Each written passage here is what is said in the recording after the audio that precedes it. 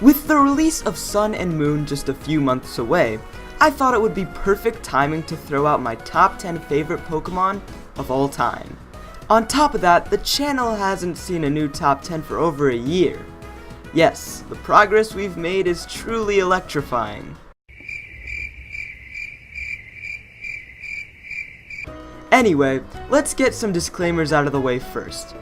This list, of course, is my opinion, so if your favorite didn't make the cut, leave it in the comments below. Also, I haven't played every game in the series, and considering that the new games are coming out pretty soon, the list is subject to change with a relatively fast expiration date. With all that out of the way, please enjoy my top 10 favorite Pokemon of all time. Number 10.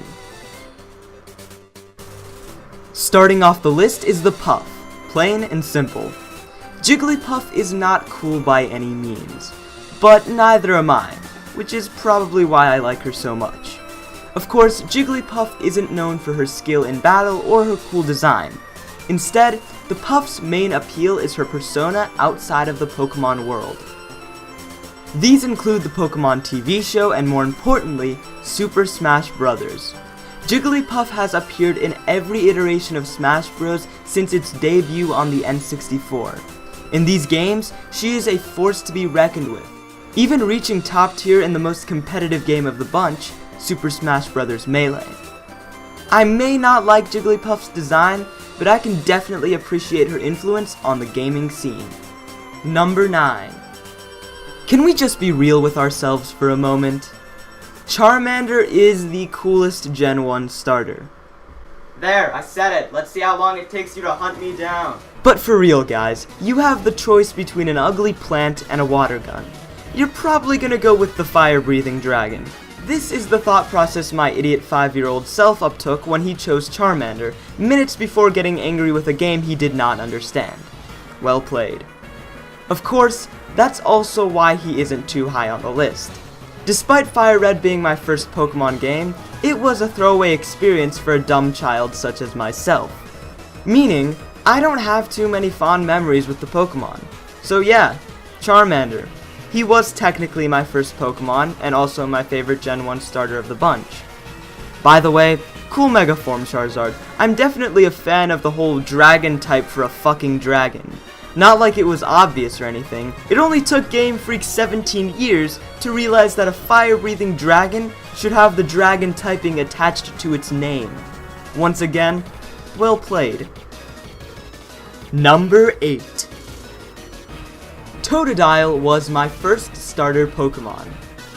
Well, not exactly. My first Pokemon game was Pokemon Fire Red for the Game Boy, as I just mentioned. But I never played through the story, and initially, I hated it. My 5-year-old self thought that waiting around to take turns in battle was boring. Little known fact, my 5-year-old self was also severely stupid. It took another 5 years and some convincing from neighborhood friends to finally get into Pokemon for real. When I was 10 years old, my next door neighbor and good friend drove me out to GameStop where we both got the new Pokemon remakes of Gold and Silver. Being much smarter, we chose to get opposite games so we could trade Pokemon. My choice was Heart Gold while my friend ended up getting his favorite version, Soul Silver. So how does the story about little Muhammad getting into Pokemon fit in? Well, that is where Totodile comes in. Totodile was the first starter Pokemon I ever beat a Pokemon game with, and the first Pokemon I ever got to level 100. Now, if only I could find him in the midst of all the hacked Pokemon that now clutter my PC box. Thanks a lot, Action Replay. Number 7. I really don't have much to say here. Cesar is just really fucking cool. Sure, he's quad weak to fire due to his bug steel typing. But, I mean, just look at those big, meaty claws! Well, these claws ain't for just attracting mates! Number 6. Without a shadow of doubt, Eevee is the cutest Pokemon in the franchise. Just look at the damn thing. It also helps that in almost all iterations of the Pokemon franchise, you are guaranteed to get at least one. This is great because Eevee is one of the few Pokemon that has multiple possible evolutions. Even better, Eevee currently has 8 possible evolutions for you to pick and choose from, all with their own types, color palettes, and stats. Of course, if you're anything like me, you will probably already have a fully assembled team at this stage of the game. If you're also like me, you will probably have no idea how to evolve an Eevee, get very salty, and throw Eevee out for that bi-barrel HM slave you've been keeping in your PC box. But hey, no one ever said it was the Eevee Gotham needed, but rather the one it deserved. Number 5.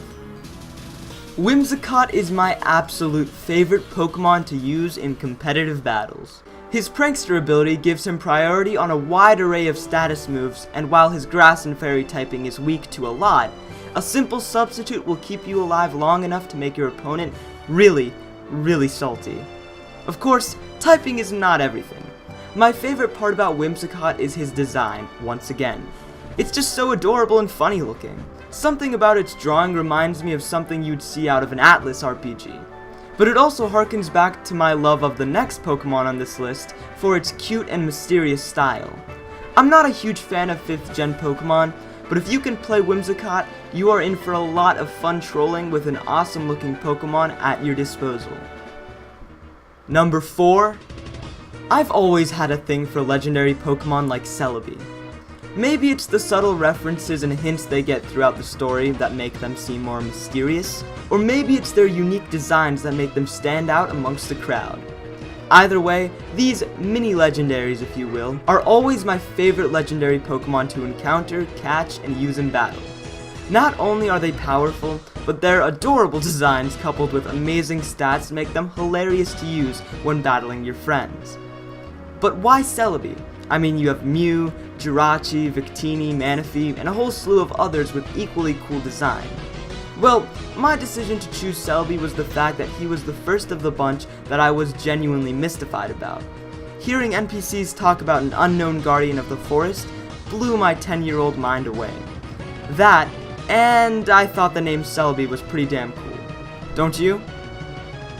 Number 3. First in the top 3 is Gengar. This is honestly a no-brainer. Gengar is the OG Ghost type of Pokemon. Not to mention, Ghost is one of the coolest types in the whole series because of Pokemon like Banette and Sableye, who fell just a bit short of this list. On top of that, Gengar has an awesome Mega Form, huge tactical advantage in competitive battling, and simple but sweet design.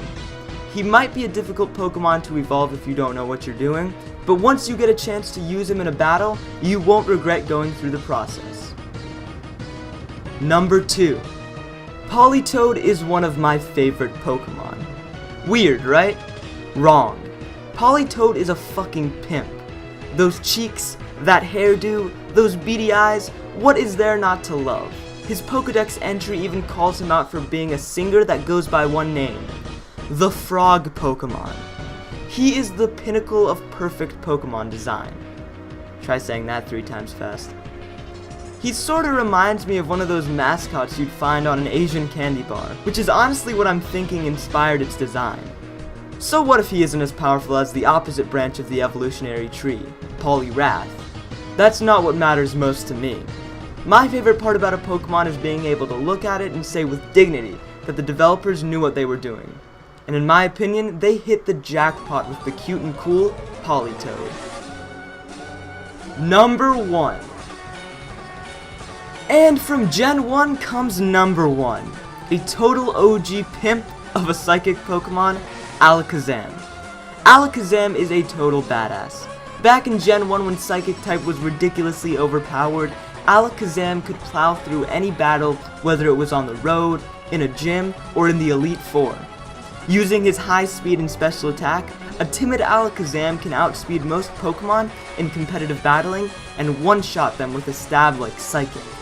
And you can't leave out his Mega Form. This motherfucker is coming at you like a floating monk with a Fu Manchu and the power of spoons. Looking back at him, I can remember why I like Alakazam so much. His Pokédex entries register him as some kind of all-knowing supercomputer with an IQ of 3000.